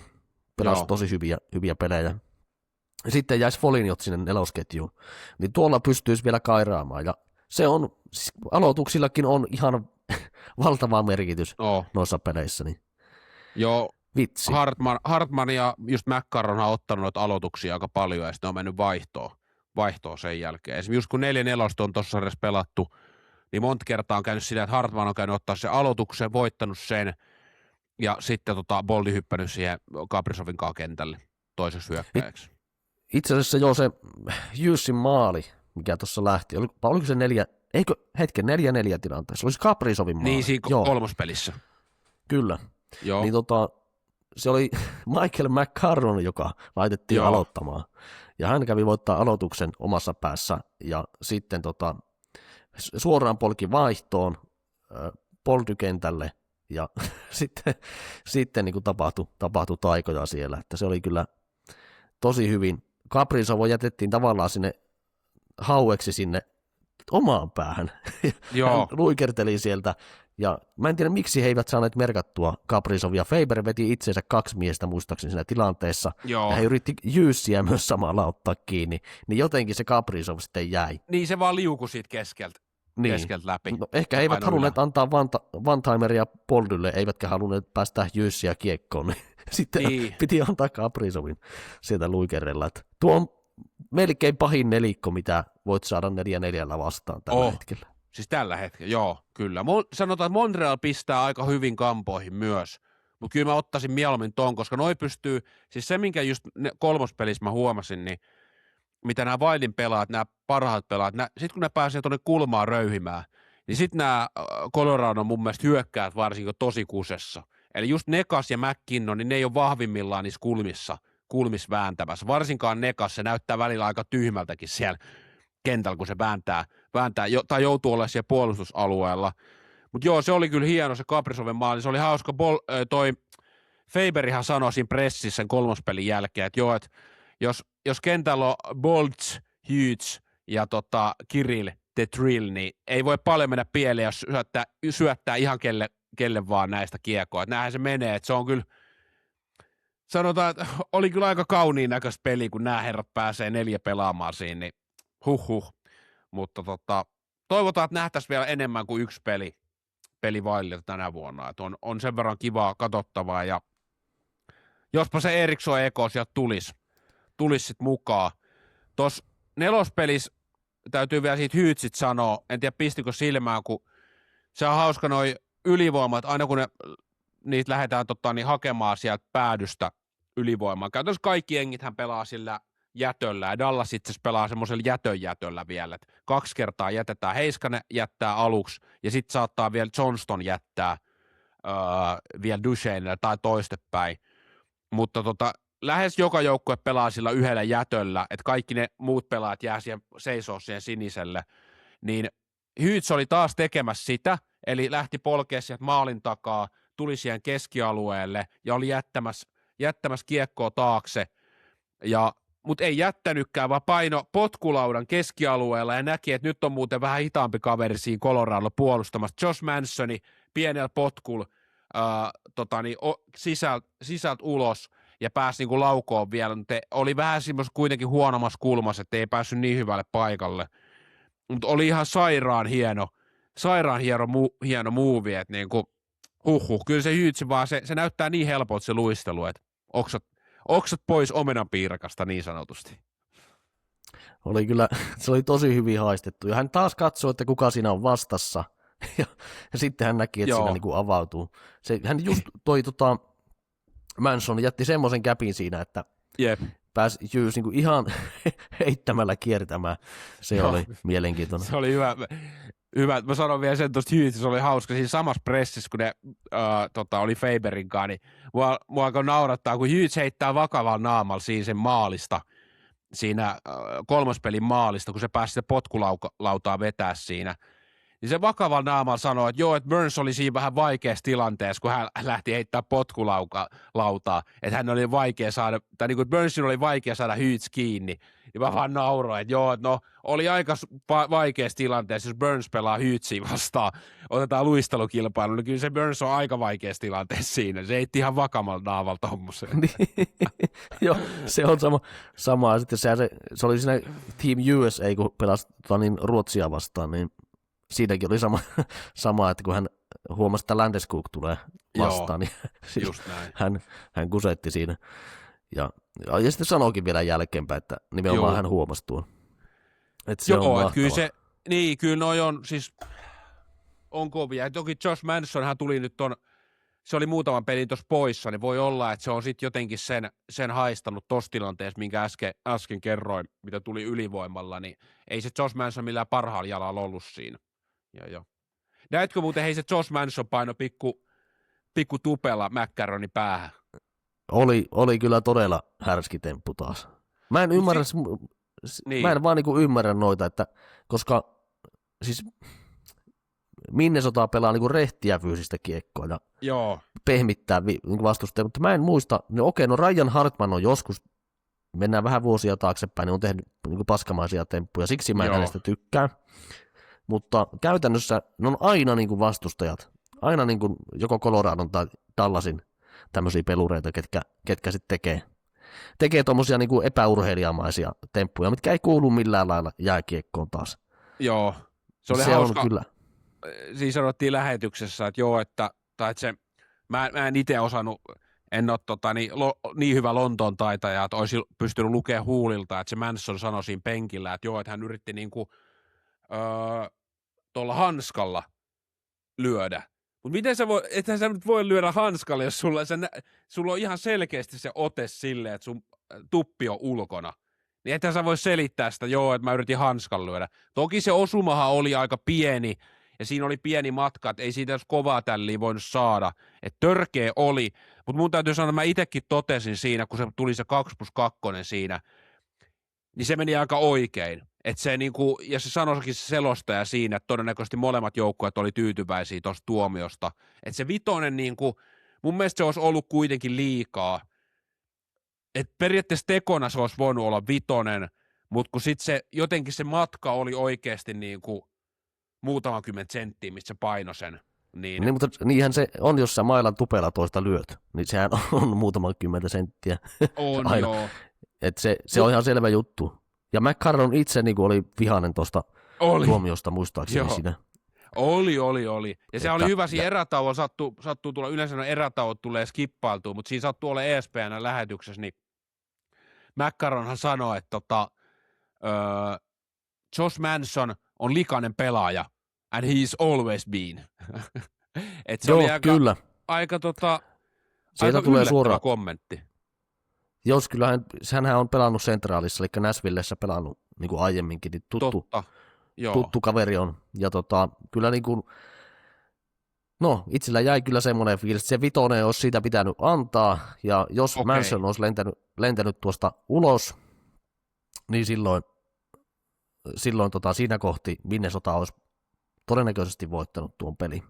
Koska sitten olisi joutunut pelaamaan Burnsia ekstraamaan siellä ja kaikkea muuta hönöä tekemään Colorado. Niin, toi on mun mielestä aika 50-50. Mä itse olen edelleen sitä mieltä, että mun mielestä toi meni sitten kuitenkin ehkä oikein. En tiedä, tutkitaanko sitten niinku vielä jälkeenpäin. Voi olla.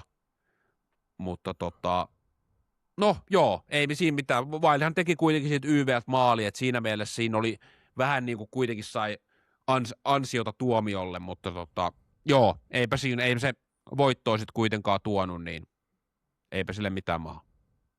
Näinpä. Mutta onko tuohon sarjaan vielä jotain?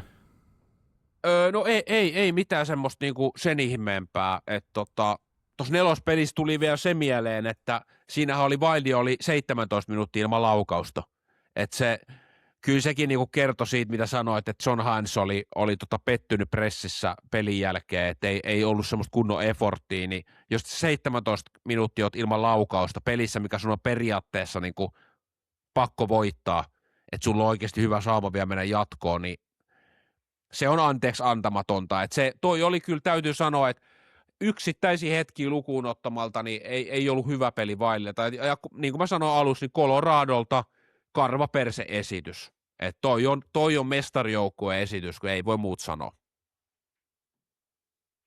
No se oli tosi hyvä esitys, ja kyllä niin kuin tässä vähän haiskahtaa, että kyllä se Colorado todennäköisesti on se, joka tuosta jatkoon tietenkin menee, niin. Ja jopa niin kuin, kyllä se lännestä taitaa nyt finaaliin mennä. Että en mä jotenkin näe, että kukaan heidät pysäyttäisi, että se olisi Wildin pakko ottaa tuon niskalenkki, tai sitten nuo menee päätyyn kyllä. Tai no ei päätyy, mutta että se finaaliin asti. Tämä joukko. Näin se varmaan on, ja toi on jännä, että Lehkonenhan ei Lehkonen ja Sam Malinski ei pelannut tuossa pelissä. Et siinäkin mielessä olisi ollut nyt, Wildilla olisi ollut 1000 taalan paikka pistää tasoihin. Et sieltä tuli joku ihan, pitää lunttaa, sieltä tuli joku ihan ihme pelaaja, siis katsotaan nopea. Kuka tää oli? Niin, tää. Jack Ahkan, 29-vuotias. Tää on pelannut siis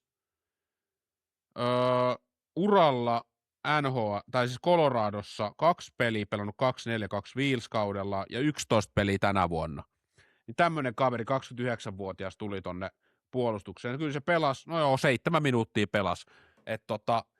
Toi oli, ja sitten Kivirannan Jolle tuli sitten Lehkosen tilanne. Pelasi kuitenkin 9 minuuttia, että se toki ei niinku paljon, ei pääse, tuo Coloradon peluutushan on tunnettu siitä, että siellä ei kyllä paljon noin neloskentä juhdat, niin ei kyllä paljon pelaa, ja varsinkaan sanotaan 6-5-pakit, niin pelaa tosi vähän verrattuna, että siellä ottaa isot jätkät ottaa kyllä minuutteja, mutta joo, en mä tiedä, siis jos vielä se lopputulos tälle sarjalle, niin rehellisyyden nimissä, niin jos pitää nyt oikeasti objektiivisesti sanoa, niin jos Eriksson EK ei pelaa, niin kyllä Colorado ottaa 5. Mutta jos Eriksson EK pelaa, niin mä veikkaan, että menee 7 ja niin. En sano, kumpi voittaa silloin, kun mä toivon Wildiin, niin, mutta Kyllä. Niin. Kyllä. Joo siis, no mä sanon, että meikäläinen, mä vielä luotan Minnesotaan kaikesta huolimatta, että hyvä. Ei ole aiemmin ollut tämmöistä joukkuetta Wildilla, ja joku tarina tuossa on, että se McKinnoninkin sukelteluhomma, niin tämän jälkeen Wildin entinen maalivahti Alex Stalock tuli tuommoisilla räpylöillä, ja laseilla sinne hallille siihen Ai tuli? Game 3:een. Joo. Okei, Ja- ai ja sitten- saakeli, joo. Ja siellä oli ihan niin kuin valtavaa meteliä. Siis se meininki on niin uskomaton nyt ollut siellä, että jotenkin tuossa tuntuu, että siinä kirjoitetaan vielä jotain uskomatonta. Niin toivotaan, että se Eriksson EK tulee Joo. takaisin. Ja jos hän tulee, niin Wildi vie tuon sitten 7, että mä lähden sillä. No mä lähden samaan bandwagoniin, että jos se Eriksson EK tulee, mä sanon samaa, että 7 menee kyllä sit Wildille. Ois huikea. No niin, Hyvä. loistavaa. Ei muuta kuin eteenpäin. Ja meillä on viimeisenä sarjana Anaheim Ducks ja Vegas Golden Knights. Ja tämä on ollut sitten semmoinen sarja, että tämä on yllättänyt myös viihdyttävyydellään. Tämä on ollut tosi mukava sarja seurata ja yllättävän tasaiset joukkueet on ollut kyseessä. Niin, mikä on sun fiilis tästä parista? No on ollut joo, on mennyt niinku momentumit vaihellut ja kun Vegas otti 2-1 sarjan tuossa tosi karvapersemäinen vierasvoitto, se 2-1 Anaheimin eka kotipeli Game 3, niin siinä mä ajattelin, että nyt niinku ei riitä Anaheimilla, mutta mitä vielä, niin Anaheim ottaa ihan järkyttävän kovan voiton tuohon 4-peliin. Ja kyllä tässä on niinku semmoinen nuoruuden into vastaan sitten semmoinen oikeasti rutinoitunut, vähän hidasjalkainen ja kaiken nähnyt voittanut joukkue. Rehellisesti täytyy sanoa, että tämä sarja on jäänyt jälleen kerran pikkasen itsellä vähemmälle seurannalle. Et katsotaan sitten, kun mennään kohti, tässähän sarjasta tulee vähintään se 6-peli. Mä toivon, että tulisi 7-peli. Se olisi hieno nähdä tästä sarjasta ehdottomasti. Mutta on yllättänyt kyllä sitten kuitenkin Anaheim miten hyvä on pystynyt pelaamaan. Se ykköspelihan oli karmea. Se oli tosi karmea. Eli peli oli 1-1 vikassa erässä.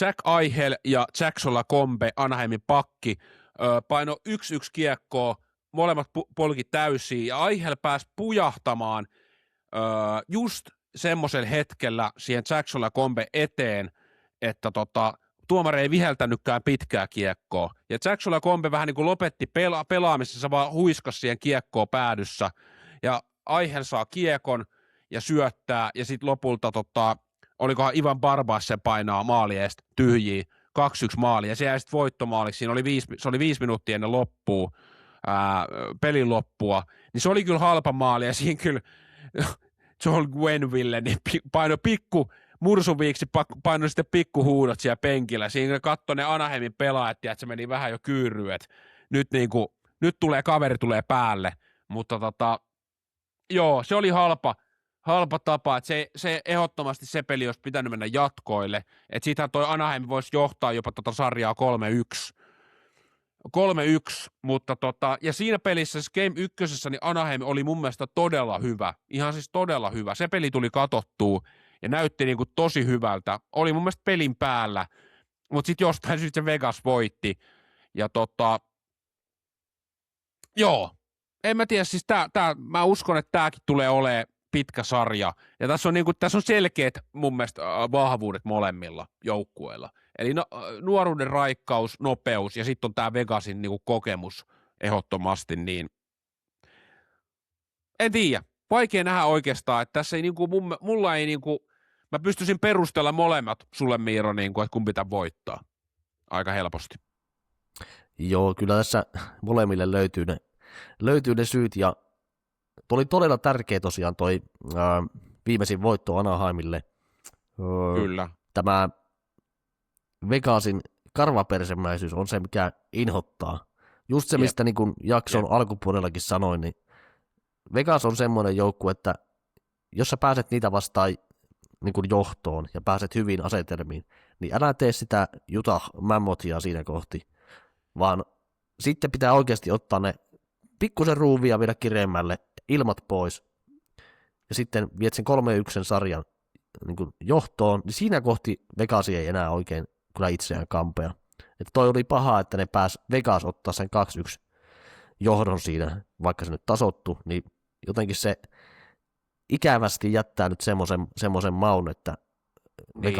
Vegas pystyy tämän niin kuin sillä omalla tiisselimäisyydellään vielä viemään tämän sarjan. Ja onhan Marner ollut hyvä. Niin. Mitch Marner on ollut tosi hyvä tässä sarjassa. Voi. Siinä on, Niin, on ollut, siis saakeliot on ollut hyvä. voisi Toronto kaivata tämmöistä playoff-pelaajaa itselleen, että ei voi muuta sanoa. Niin, golfkentältä, mutta en mä tiedä, mitä sieltä golfkentältä sitten kannattaako sieltä hakea. Ja Marnerhan johtaa playereiden pinnapörssiä 16 pisteellä. Eli aika puskista, vaikka tekisi painoisen 3+1 siihen kolmospeliin. On tehnyt tosi paljon pinnoja. Taisi tehdä 3 syöttöäkin vielä tuossa nelospelissä. Jokaisen maalin syötti tuosta Vegasin 3 maalista. Thomas Hertelhän nyt viimeiseen peliin, niin arvaa monta peliä oli ilman maalia. Thomas Hertel, mieti. Kuitenkin aika semmoinen 30-40 maalin tekijä. 7 peliä. 29 peliä. Mitä? Kyllä. Oho, okei. 29 peliä ilman maalia. Aikamoista. Siis se on ollut, ja mä en muista sanois mä tässä podissa, vaan onko mä sanonut sulle, kun jauhetaan näistä, niin Hertel on siis näyttänyt niin paskalta. Siis ihan, ei niinku mihinkään.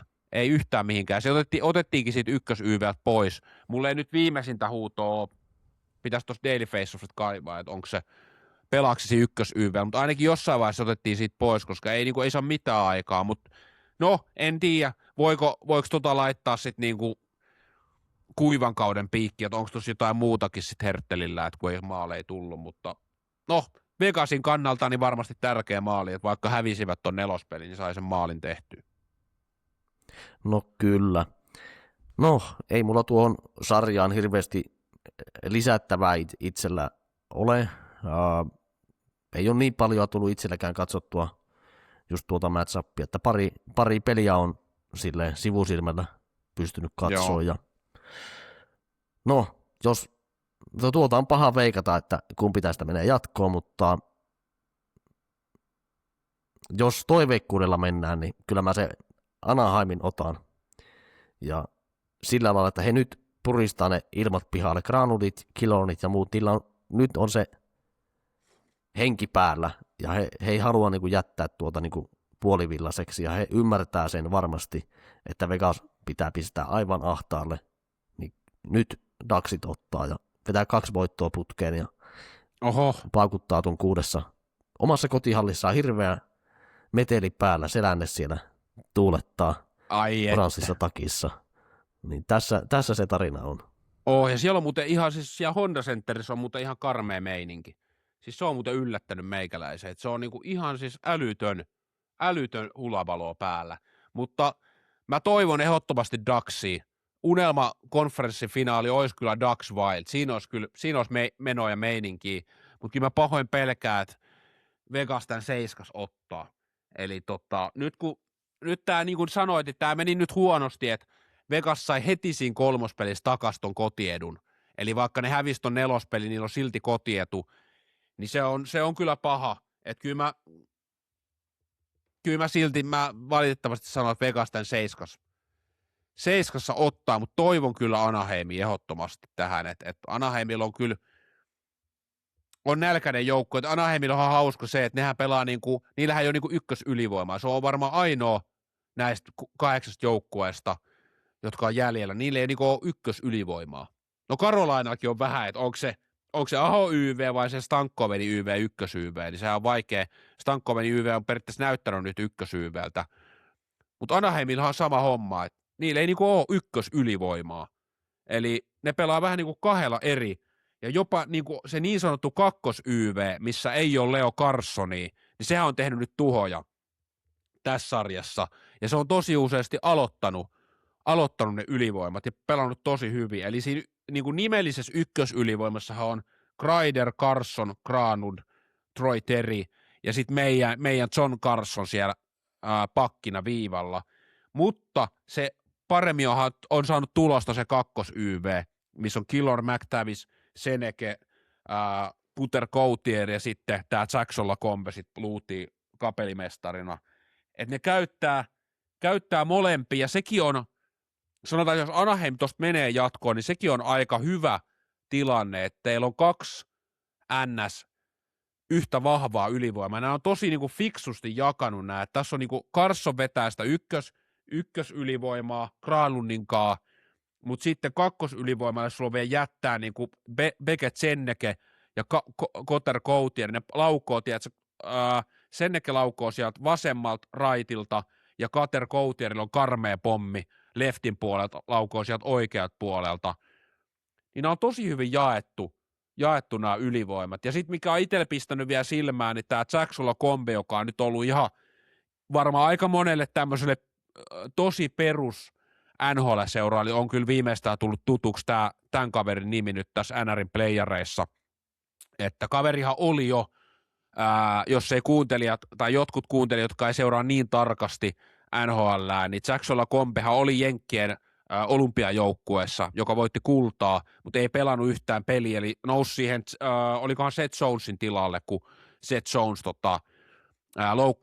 loukkaantumisen takia joukkueesta jäi ulos, niin Jacksola kombe tuli tilanne, että se oli vähän semmoinen kunniaosoitus Jacksola kombelle, oli voittaa Jenkeille MM-kultaa silloin vuosi sitten, niin on todella hyvä pelaaja, ja kyllä se musta tuntuu, että Lacombe on niin kuin se on pelannut vähän molemmissa ylivoimissa. Musta tuntuu, että aina kun ihan sama kumpi ylivoima nelikko aloittaa nämä hyökkääjät, niin Lacombe lyödään aina siihen viivalle. Ja sitten John Carson tulee jompaa kumpaa sitten joko pelaamaan sen noin 30-45 sekuntia suurin piirtein.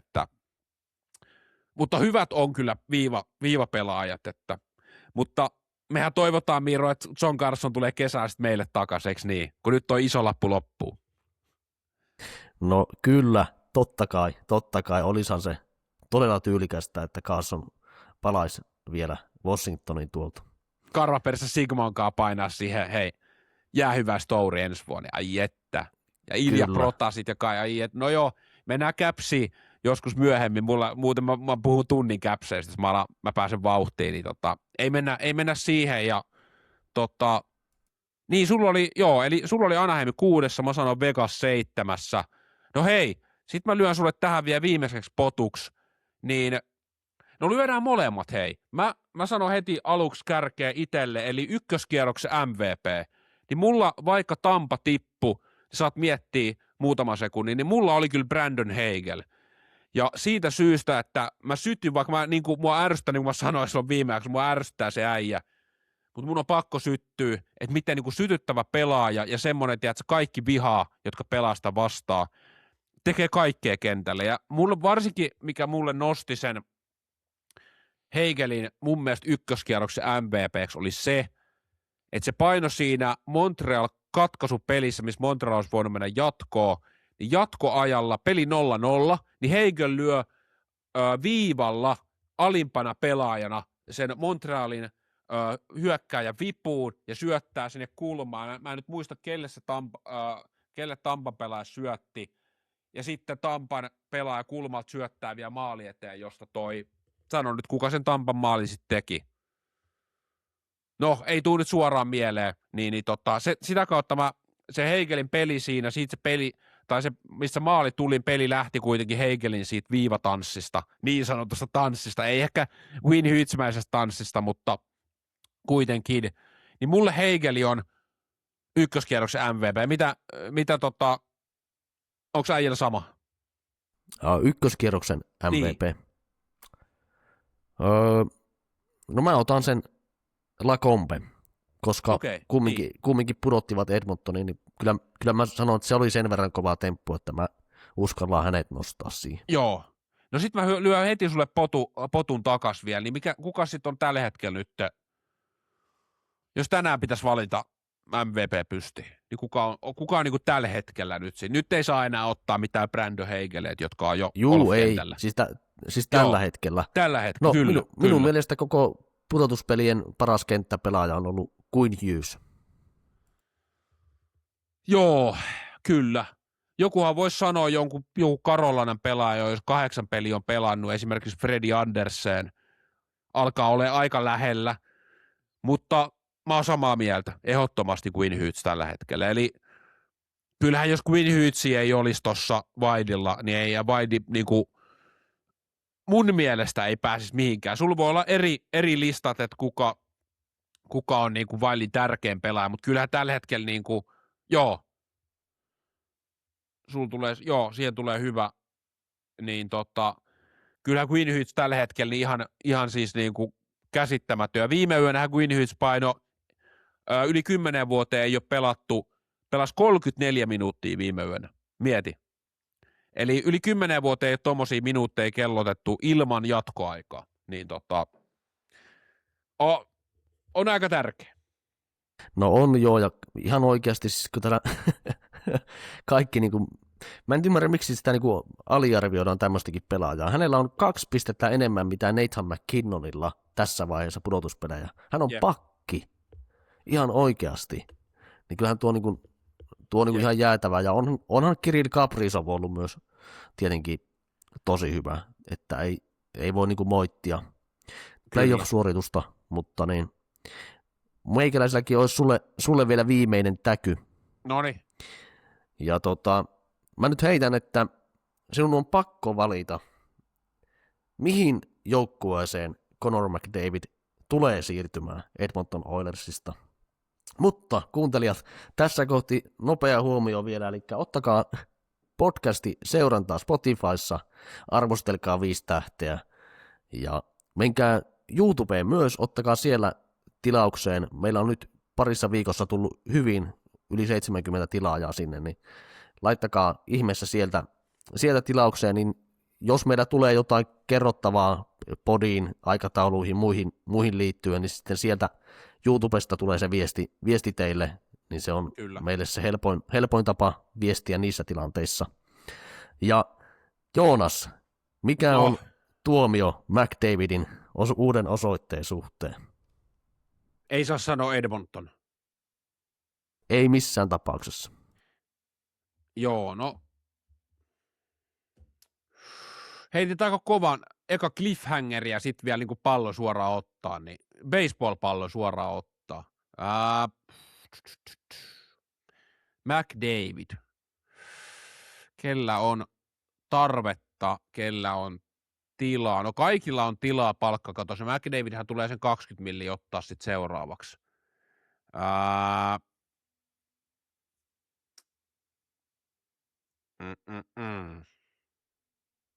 Olisiko se Wildhay sitten kuitenkin? Se sopisi kyllä McDavidin pelityylille. Ehdottomasti. Koska mulla on semmoinen tunne, että se ei Kanadaan siirry kyllä tuolta. Että se tekee niin kuin tiedätkö Gretzky-mäisesti, eli Edmontoni Kings hankki sinne palmuja alle ja viihteen mekkaa ja Hollywoodiin, niin jotenkin tuntuu, että McDavidit, jos nyt tuossa menee vielä pahemmin sukset ristiin, niin sitä alkaa vituttaa toi toiminta ja se lähtee jenkkeihin, missä ei ole niin paha se media myllerryskää, vaikka eihän se, sittenhän kaikki media seuraa sitä sitten sinne jenkkeihin kyllä, toki, mutta se Wild voisi olla aika kiva. Se on kyllä, se olisi just sopiva palanen. Mietin, jos siihen tulisi nyt oikeasti vielä sentteriksi se Kaprizovin rinnalle tuo McDavid, niin. Olisi siinä. Ainoa kysymys olisi, että kumpi saa pelata numerolla 97. Siitä joutuisivat kättä vääntämään. Totta, joo, että se on totta. Tämä on paha. Ja meikäläinen heittää, että McDavid voisi suunnata Washington Capitalsiin. Eli hän näkee, että siellä on tuore hyvä runko kasassa, ja hän tulee sinne ykkössentteriksi, Protas tippuu 2, Dubois 3, ja siellä hän toimittaa. Niin, mä olin sanomassakin, että onko hän parempi kuin Ilja Protas, ken tietää. Se onkin hyvä kysymys. Niin. Nimenomaan, että se on se kysymys, mutta en mä rehellisesti niin en jaksa uskoa. Mun niinku, jos niinku, tästä nyt vähän mä yritin katsoa vielä nopeasti näitä esim. Ensi kaudelle täällä näitä palkkakattoja. Tällä hetkellähän ensi kaudeksi niin ei yllätä, että Colorado ja Vegas on lähinnä palkkakattoa 106 miljoonaa, mikä tulee olemaan ensi kaudella palkkakatto. Niin Colorado Vegas on ainoat, jotka on tuolla, tai niin kuin on yli 100 miljoonaa, jo lähimpänä palkkakattoa. No sitten täällä, kellä on sitten tosi paljon tilaa, niin aika voi yllättää. Heitäpä mulle, hei Miro, että kello on eniten ensi kaudella tilaa palkkakatossa. Nyt oli vaikea. Vancouver Canucks. Vancouverillakin on itse asiassa tilaa noin 25 miljoonaa, mutta siis Pittsburghillä yli 40 miljoonaa tilaa. Ja sehän toki johtuu myös, että Maladinhan siellä saa nähdä mitä tekee. Siitähän oli muuten hauskaa, että en tiedä näitkö, että sehän saattaisi mennä jopa Washingtoniin, eli tulla meille, koska ne on kuitenkin tuon Karvaperässä Sigmankaan niin hyviä ystäviä, ja se olisi kyllä, vitsi se olisi hieno. Se olisi kyllä niin hieno nähdä. Karvaperässä Sigma ja Maladin painaa samassa nutussa, niin se olisi kyllä niin kuin, ja siihen tiedätkö joku jäähyvässä kiertoi, että molemmat lopettaisi siihen ensi vuoteen. Molemmat painaa tuohon yhden kauden sopparin, siihen kannu vielä yhdessä, ja sitten takas itään. Niin en tiedä. Ois aika hieno. Meikä dikkaa. Ois kyllä. Joo. Kyllä. Mutta tässä on niinku siis, täällä on Anaheim, Chicago, Columbus, San Jose, että tietenkin, jos nyt tätä katsoo, niin en näkisi yhtään ihmeelliseksi, jos tiedätkö, joku San Jose tai Anaheim. Sinne, tiedätkö Connor McDavid, mutta se on, tiedätkö, on aina vähän että menet sä sitten samaan divariin. No toki McDavidhan saa päättää, mihin se menee. Et ei se, mä en usko, että sillä tulee olemaan niin isoa merkitystä. Että mihin McDavid voisi siirtyä, niin tuolla on just San Jose, Anaheim ja Chicago, Columbus on niinku tosi paljon tilaa. Et mä voisin nähdä jopa joku Anaheim tai San Jose McDavidille. Että siellä olisi niinku San Jose varsinkin niin on tosi tulevaisuuden joukko, jos McDavid haistaa sen, että tässä on niin kuin pitkään yksi NHL parhaista joukkueista, niin mieti siihen Celebrin ja McDavid ykkös- ja kakkosentterit, ja siihen rakentaisi joukkueen. Niin olisi aika kipeätä jatsia. Toki pelaa niin kuin, toki samassa divarissa, mutta McDavidhan saa yksin päättää kyllä, että mihin se menee. Että hän ei, niin kuin, ei tarvitse paljon miettiä, että pelaako samassa divarissa. Tai sitten joku Anaheim just. Niin mä en näkisi yhtään, niin kuin, että jotenkin tommonen, tiedätkö, vähän palmujen alle, tiedätkö, vähän semmoiseen, missä on vähemmän mediaa, niin voisi nähdä. Että toki se Wildikin olisi kyllä hyvä, että Wildillakin on, katsotaan, luntataan. Wildilla, no ensi kausi nyt tietenkin ei kerro kaikki, Wildillakin on 16 milliä tilaa, tuolla on niin kuin tosi monella joukkueella on hyvin tilaa, että mutta en tiedä, nähtäväksi. Ja Capseilläkin itse asiassa on 30 milliä tilaa. Et sekin on hyvä tilanne. Et toki sitten mitä tekee, niin on Karvaperässä Sigma-sopimus ei ole siinä, mutta joo, jäädään seuraamaan. Kyllä, jäädään seuraamaan.